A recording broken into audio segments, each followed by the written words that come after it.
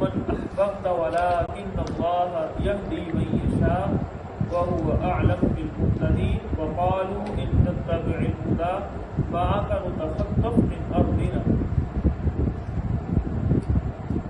آپ کو معلوم ہے اللہ کے رسول کی مسلسل یہ کوشش رہتی تھی کہ جتنے لوگ ہو سکیں وہ جہنم سے آزاد ہو کر وہ جنت کی طرف آ جائیں، اور اللہ کے رسول اس بات پر ہمیشہ پریشان رہتے تھے کہ یہ لوگ جہنم کی طرف بھاگتے ہیں، میں ان کو کھینچ کر جنت کی طرف لاتا ہوں. اور جب یہ اہل کتاب نے دین اسلام کو قبول کیا تو اس وقت اللہ کے رسول کو اپنی قریبی لوگوں کے متعلق جو تھی وہ دل کے اندر ایک بڑا دکھ تھا کہ یہ اہل کتاب جو دور والے لوگ ہیں یہ دین اسلام کو قبول کر رہے ہیں، تو میرے اپنے گھر والے جو ہیں خصوصاً کہ چچا وہ اسلام قبول نہیں کرتے. اور تقریباً محدثین کا اتفاق ہے کہ یہ آیت بھی اللہ تعالیٰ نے ان کے چچا کے بارے میں نازل کی. یعنی جب اللہ کے رسول کو اپنے چچا ابو طالب کے بارے میں بہت دکھ ہوا یہ اسلام نہیں قبول کر رہے، اللہ تعالیٰ نے ان کو تسلی دینے کے لیے یہ آیت نازل کی کہ اِنَّكَ لَا تَهْدِي مَنْ أَحْبَبْتَ وَلَٰكِنَّ اللَّهَ يَهْدِي مَن يَشَاءُ. کیا میرے حبیب اس بات کو اپنے ذہن میں رکھ لیں، جب بات ذہن میں ہو تو پھر جو ہے آسان ہوتا ہے کسی چیز کو سمجھنا اور پھر اس کے اوپر تسلی بھی آ جاتی ہے.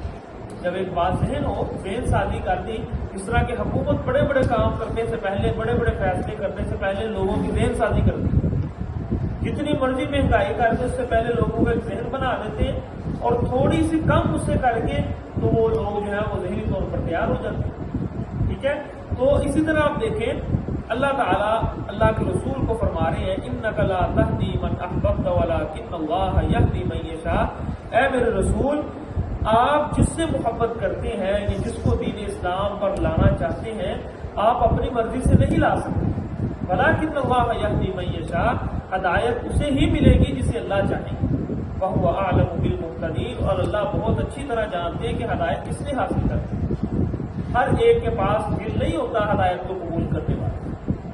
ٹھیک ہے، کچھ ذہن اور کچھ دل جو ہوتے ہیں وہ اکڑ اور ضد کے اندر ہی رہتے ہیں. حق آ جانے کے باوجود دل تسلیم کر لینے کے باوجود بھی زبان سے اقرار نہیں کرتے. ایسے لوگوں کو اللہ جو ہے وہ ناپسند کرتا ہے اور اللہ کو زیادہ غصہ آتا ہے ایسے لوگوں پر. پھر اللہ ایسے لوگوں کو ہدایت بھی نصیب نہیں کرتا. اللہ فرما رہے کہ ہمیں معلوم ہے کہ ہدایت کس نے قبول کرنی، آپ پریشان نہ ہوا کریں. وَقَالُوا إِن نَّتَّبِعِ الْهُدَىٰ مَعَكَ نُتَخَطَّفْ مِنْ أَرْضِنَا. اور انہوں نے کہا کہ اگر ہم نے ہدایت کی اتباع کی آپ کے ساتھ تو ہم اپنی زمین سے کچل دیے جائیں گے.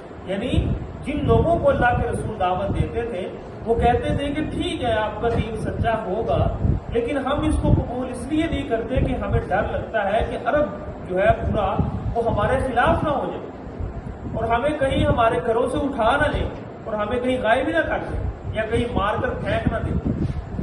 اللہ تعالیٰ فرما رہے ہیں اولم نمکن لہم حرما. کیا ہم نے آپ کو حرم کے اندر جگہ نہیں دی؟ آمنن ہم نے اس کو امن والا نہیں بنایا. یعنی اتنے گمراہ کن علاقے میں اتنا گمراہ کن ماحول اور اتنے سخت حالات جہاں ہر طرف چور ہے، ہر طرف لوٹنے والے ہیں، قتل و غارت ہے، اس طرح کے سخت حالات میں بھی اللہ تعالیٰ نے کیا کیا ہے؟ حرم کو امن والا بنایا.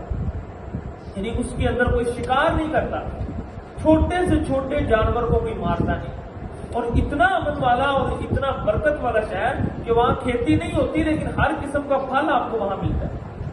اللہ تعالیٰ فرما رہے ہیں اگر ہم اس علاقے کو امن والا بنا سکتے ہیں جہاں پر ارد گرد کے سارے لوگ جاہل ہیں تو کیا ہم آپ کو جو ہے امن نہیں دے سکتے؟ تو یہ اللہ تعالیٰ ایک سوال پوچھ رہے ہیں کہ اولم نمکن لہم حرما. کیا ہم نے حرم کو آمنا امن والا نہیں بنایا؟ یجبا الیہ ثمرات کل شیء. ہم نے ہر چیز کے پھلوں کو اس کی طرف کھینچ لیا. رزقا من لدنا، یہ ہماری طرف سے رزق ہے. ولکن اکثرهم لا يعلمون، لیکن اکثر لوگوں کو علم نہیں. وکم اہلکنا من قریۃ بطرت معیشتها. اور جن لوگوں سے آپ ڈر رہے ہیں کہ یہ ہمیں چھوڑیں گے نہیں، اس طرح کی بہت بڑی بڑی معیشتیں پہلے گزری ہیں جو بڑے اکڑتے تھے اپنی معیشت کے اوپر. تو ہم نے کیا کیا؟ فتیلک مساکنہم لم تسکن من بعدہم الا قلیلا. آج آپ ان کے گھروں کو دیکھیں وہاں کسی نے آبادی نہیں کی اس کے بعد. الا قلیلا، مگر تھوڑا سا، یعنی کہ مسافر آتا ہے وہاں بیٹھ کر چلا جاتا ہے، وگرنہ وہ گھر ویسے ویران پڑے. اور وَكُنَّا نَحْنُ الْوَارِثِينَ، ہمارے علاوہ اس کا کوئی وارث نہیں بنا، وہ صرف ہمارے پاس تھے. وہاں کسی نے رہنے کی ہمت نہیں کی آج تک، جو اپنے آپ کو بہت بڑی معیشتیں سمجھتے تھے. وَمَا كَانَ رَبُّكَ مُهْلِكَ الْقُرَىٰ حَتَّىٰ يَبْعَثَ فِي أُمِّهَا رَسُولًا يَتْلُو عَلَيْهِمْ آيَاتِنَا. یہ اللہ عذاب کا ایک قاعدہ بتا رہے ہیں، ہم کسی بھی بستی کو بغیر کسی قانون کے ہلاک نہیں کرتے. یعنی ہمارے پاس پاور ہے، طاقت ہے، لیکن اس کا غلط استعمال نہیں کرتے. ہمارے بھی قانون ہے، اور ہمارا قانون یہ ہے کہ ہم کسی بستی کو اس وقت تک ہلاک نہیں کرتے جب تک ہم اس کے ہاں رسول نہ بھیجیں.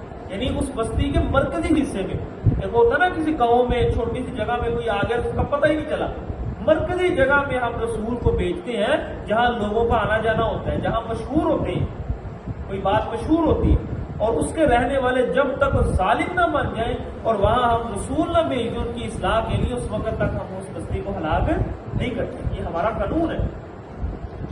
وَمَا أُوتِيتُم مِّن شَيْءٍ فَمَتَاعُ الْحَيَاةِ الدُّنْيَا وَزِينَتُهَا، اور بات سنو، یہ جو دنیا کی چیزیں تمہیں دی گئی ہیں یہ دنیا کا ساز و سامان ہے، یہ تمہیں جو دیا گیا ہے یہ دنیا کی زینت اور خوبصورتی ہے.